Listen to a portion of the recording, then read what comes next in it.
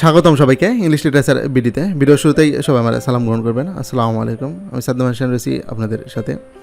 তো আপনাদের জন্য আজকে দারুণ একটা সুখবর নিয়ে উপস্থিত হয়েছি। সেটা হচ্ছে আপনারা যারা এনটিআরসি এর 18তম নিবন্ধন ফাইনাল পরীক্ষায় যারা পাশ করছেন বা চূড়ান্তভাবে উত্তীর্ণ হয়েছেন, তারা এখন অধীর আগ্রহে বসে আছেন যে শূন্যপদের তালিকাটা কবে নাগাদ প্রকাশিত হবে এজন্য।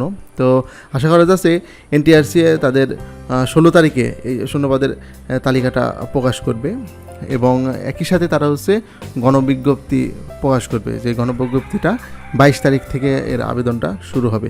তো আপনাদের সকলের উদ্দেশ্যে জানাচ্ছি, সেটা হচ্ছে বিগত 26শে মার্চ 2025 খ্রিস্টাব্দ তারিখে এনটিআরসি তাদের ওয়েবসাইটে এই শূন্যপদের তালিকা কিন্তু প্রকাশ করেছিল। তো ইতিপূর্বে তারা বিভিন্ন প্রতিষ্ঠানে নোটিশের মাধ্যমে যেই শূন্যপদের সংখ্যা তারা যে কালেক্ট করেছিল, তো এই শূন্যপদের সংখ্যা তারা সংগ্রহ করার পরে তারা এই শূন্যপদটা ওয়েবসাইটে তারা এন্ট্রি করে এবং এন্ট্রি করার পরে ফাইনালি তারা চেক করার জন্য এটা 26শে মার্চ 2025 খ্রিস্টাব্দে তারা এটা উন্মুক্ত করে এবং সেই সময় যাই হোক এই বিষয়টা চারিদিকে ভাইরাল হয়ে যায় এবং সবার কাছে এটা ছড়ায় পড়ে।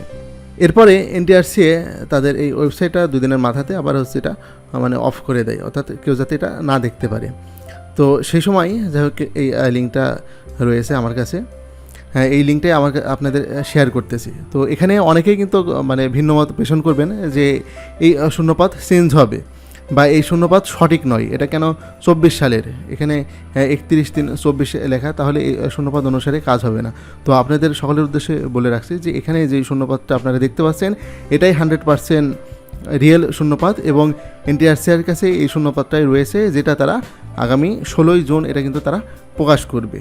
কারণ এনটিআরসি এ যাবৎ যে শূন্যপদগুলো গ্রহণ করেছিল সেই শূন্যপদগুলাই কিন্তু তারা এখানে এন্ট্রি করছে এবং এখানে পঞ্চম গণবিজ্ঞপ্তির জন্য অর্থাৎ 17তমদের জন্য যে গণবিজ্ঞপ্তিটা হয়েছিল সেই সময় তারা যে শূন্যপদ প্রকাশ করেছিল এই শূন্যপদটা কিন্তু সেই শূন্যপদের সাথে কোনো মিল নেই। এটা সম্পূর্ণ নতুন একটা শূন্যপদ এবং এর থেকে আপনি নিশ্চিত হতে পারবেন যে ষষ্ঠ গণবিজ্ঞপ্তির জন্য এটাই শূন্যপদ। তো এখন কথায় আসি যে আপনারা হয়তো এখানে ভিন্নমত পোষণ করে বলতে পারেন যে আমরা আজকে তো 15-14 তারিখ, আমরা 2 দিন অপেক্ষা করে আমরা এনটিআরসি থেকে যে শূন্যপদের তালিকাটা প্রকাশ করবে সেখান থেকে আমরা দেখে নেব। তো হ্যাঁ, আপনার যদি তেমন ইচ্ছা থাকে আপনি সেটা দেখতে পারেন, তবে আমার সাথে যারা একমত পোষণ করবেন তাদের উদ্দেশ্যে আমি বলতেছি, সেটা হচ্ছে এখানে এনটিআরসি এর আবেদনটা যেহেতু 22 তারিখ থেকে শুরু হবে, খুব স্বল্প সময় পাবেন। আর আপনাদের এই যে 40টা প্রতিষ্ঠান রয়েছে এই 40টা প্রতিষ্ঠানে কিন্তু চয়েস দেওয়া লাগবে এবং এই প্রতিষ্ঠান সম্পর্কে খোঁজ নেওয়া লাগবে। এজন্য এই শূন্যপদের তালিকাটা আপনারা যত তাড়াতাড়ি পেয়ে যাবেন তত তাড়াতাড়ি আপনাদের জন্য ভালো। তো এখানে আমার আজকের এই ভিডিওটা দেখে আপনারা নিজ জেলাতে বা উপজেলাতে কোন কোন প্রতিষ্ঠানে পদ ফাঁকা রয়েছে সেটা চেক করবেন, করে একটা নোট করে আপনারা চেষ্টা করবেন যে 40টা প্রতিষ্ঠান সিলেক্ট করার এবং 40টা প্রতিষ্ঠান কীভাবে খোঁজ নিতে হয় ঘরে বসে সেই সংক্রান্ত কিন্তু একটা ভিডিও আমার এই চ্যানেলে আপলোড আছে, সেটা দেখবেন। যদি না পেয়ে থাকেন অবশ্যই কমেন্ট করে আমাকে জানাবেন। তাহলে আপনাদের জন্য অর্থাৎ যারা ষষ্ঠ গণবিজ্ঞপ্তিতে অংশগ্রহণ করবেন তাদের জন্য 2টা জিনিস প্রয়োজন, সেটা হচ্ছে প্রতিষ্ঠানের খোঁজখবর নিতে হবে, এটা কীভাবে নেবেন সেই সংক্রান্ত ভিডিও রয়েছে এবং কোন কোন প্রতিষ্ঠানে পদ ফাঁকা রয়েছে সেটা কীভাবে দেখবেন সেই ভ্যাকান্ট পোস্ট ইন ইনস্টিটিউট সেই বিষয়টাও কিন্তু আমি আপনাদের আজকে শেয়ার করে দিচ্ছি।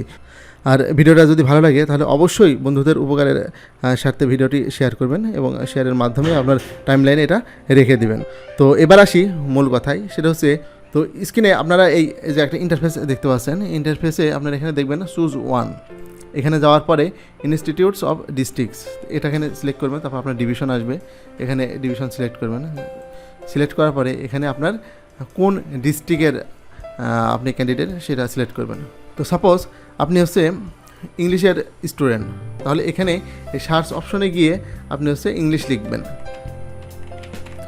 তাহলে ইংলিশ লেখার পরে ইংলিশের যত পদ রয়েছে সে পদটা আপনি এখানে দেখতে পারবেন।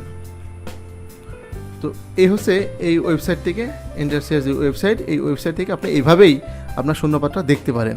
আমি আরেকটা লিঙ্ক আপনাদের দিতেছি, এই লিঙ্কটাও ঠিক সেম জিনিস। এখানে আবার আপনি উপজেলা ওয়াইজ কিন্তু এটা দেখতে পারবেন। যেমন আমি যদি এখানে ডিভিশন সিলেক্ট করি, যেমন আমি খুলনা ডিভিশন সিলেক্ট করলাম, এখান থেকে যদি আমি কুষ্টিয়া সিলেক্ট করি, কুষ্টিয়া সিলেক্ট করলাম, এরপর উপজেলা, এরপর এখানে যদি আপনি কুষ্টিয়া সদর দেন, যেমন কুষ্টিয়া সদর দিলাম, দেওয়ার পর আপনার পোস্ট কী পোস্টের জন্য খুঁজতেছেন, যেমন assistant teacher English. Assistant teacher English আমি এখানে যদি খুঁজি তাহলে এখানে দেখেন সেইগুলাই কিন্তু চলে আসছে, বা রিফ্রেশ করলে পরেও আপনার ইংলিশের মানে ইংলিশ সাবজেক্টের জন্য এই যে কুষ্টিয়া জেলা, কুষ্টিয়া সদর উপজেলা, এখানে কতটা প্রতিষ্ঠানে আসলে শিক্ষক চাহিদা রয়েছে সেইগুলো এখানে শো করবে, এবং আপনার সাবজেক্টের নাম লিখে এখানে খুব সহজেই কিন্তু আপনি দেখতে পারবেন। তো এই ছিল আজকের ভিডিও। তো আশা করি এই ভিডিওটা আপনাদের খুব উপকারে আসবে, বিশেষ করে যারা ষষ্ঠ গণবিজ্ঞপ্তিতে অংশগ্রহণ করবেন। আর ভিডিওটা যদি ভালো লাগে তাহলে অবশ্যই বন্ধুদের মাঝে শেয়ার করবেন, আর এনটিএসএ সম্পর্কিত যে কোনো তথ্য জানার জন্য অবশ্যই কমেন্ট করবেন, এবং আশা করি সেই কমেন্টের রিপ্লাই আপনি খুব সত্বর পেয়ে যাবেন। এবং আসছে গণবিজ্ঞপ্তিতে কীভাবে আবেদন করবেন এবং এখানে কী কী ধরনের সমস্যা হতে পারে, বা 19তম নিবন্ধন সার্কুলার সম্পর্কে যাবতীয় তথ্য, অর্থাৎ এক কথায় বলতে গেলে এনটিআরসিএ সম্পর্কিত যাবতীয় তথ্য পেতে হলে চ্যানেলটি অবশ্যই সাবস্ক্রাইব করে বেল বাটনটি চেপে রাখবেন, তাহলে এনটিআরসিএর যত আপডেট তথ্যগুলো আমার এই চ্যানেলের মাধ্যমে পেয়ে যাবেন। তো সবাই ভালো থাকবেন, আমার জন্য দোয়া করবেন। আল্লাহ হাফেজ।